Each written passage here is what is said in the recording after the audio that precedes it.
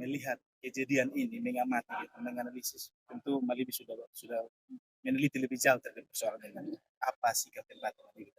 Ya, baik, terima kasih bahwa, kasus-kasus, selama ini yang terjadi di rumah perempuan, sudah tentu, sering terjadi. Nah, untuk itu ketika ada kasus-kasus seperti ini, kami tetap punya melihat bagaimana korelasi antara korban dan pelaku. Nah, kami melihat bahwa ini ada relasi kuasa di sana, senior junior, sehingga, kita tetap melihat dari perspektif kami adalah ini adalah, dia INS sebagai korban, dan ada korban pasti ada pelaku. Nah, ketika kita bicara pelaku dan korban, eee, pelaku bisa saja laki-laki, bisa juga perempuan, korban bisa saja laki-laki atau perempuan, tetapi untuk kasus ini kami melihat INS, adalah sebagai korban sehingga, rumah perempuan sudah tentu, akan mendukung proses ini, eee, s kami akan melakukan, pendampingan dan juga membangun komunikasi dan, ikut mengawal proses yang sedang berlangsung. Baik, di partai di mana YM, dinaungi, nah itu, maupun di badan, kehormatan sendiri. Sudah tentu kami tetap berada di eee pihak korban dan sudah tentu nilai-nilai yang dianut, sudah tentu itu harus kita tingkatkan dan kami juga senang karena, tidak semua perempuan berani speak up.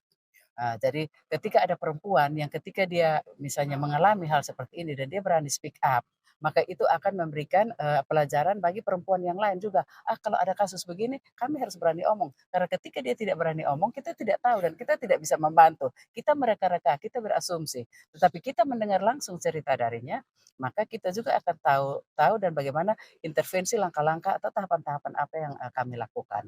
Iya, Malibi. Ah, ini tentu pelakunya adalah wakil rakyat juga. Mhm, Terlepas dari dia dari bendera mana-mana. mhm, Kami media melihatnya dari sisi umum saja bahwa dia anggota DPRD yang mewakili suara rakyat. mhm, Bagaimana mungkin ketika walaupun dalam ada putusan ingkrah masih mhm, praduga tak bersalah, bagaimana mungkin seorang anggota DPR melakukan tindakan-tindakan tidak terpuji yang merusak moral dan etika seperti ini. Paling ya ada komentar lebih tegas soal wakil-wakil rakyat yang memang punya punya punya kalau kata lain bahwa punya penyakit lain terkait dengan seksual gitu. Apa ya. tanggapan Mali? Bagi saya namanya wakil rakyat, dia menyuarakan aspirasi rakyat. Tetapi ketika dia sendiri yang melukai hati rakyat, ini sudah tentu perlu ada tindakan tegas terhadap, orang-orang seperti ini. Karena mereka ada di sana untuk mewakili rakyat. Nah, ketika mereka lagi yang melukai rakyat, siapa lagi yang nanti akan membela rakyat untuk membawa aspirasi rakyat.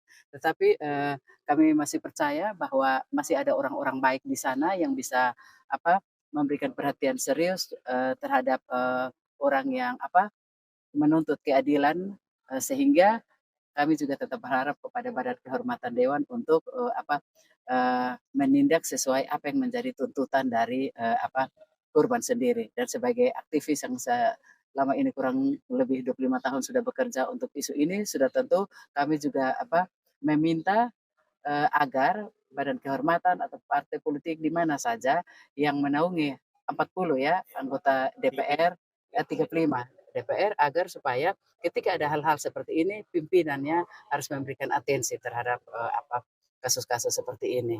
Jangan kadang-kadang, masih ada yang berpikir bahwa, ya sudah itu kasus internal, itu urusan domestik lah, urusan suka-suka sama suka, tapi kita bicara etika dan moral.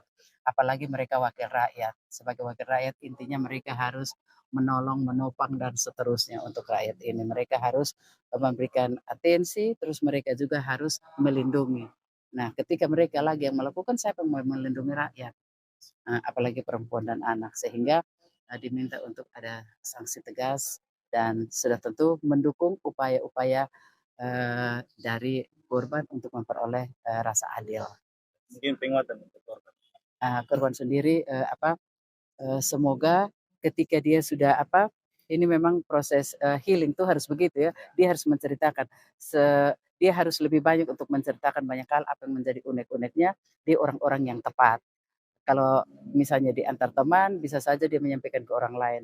Orang Kupang bilang mulut ember, tetapi kalau di lembaga yang tepat, orang yang tepat, sehingga bisa memberikan intervensi yang baik padanya. Kemudian terus speak up, konsisten, bicara jujur, sehingga orang yang memberikan intervensi juga dia tahu bahwa dia memberikan intervensi itu sesuai dengan apa yang dibutuhkan. Karena misalnya kalau ke dokter sakit A dibilang B, pasti tidak bisa.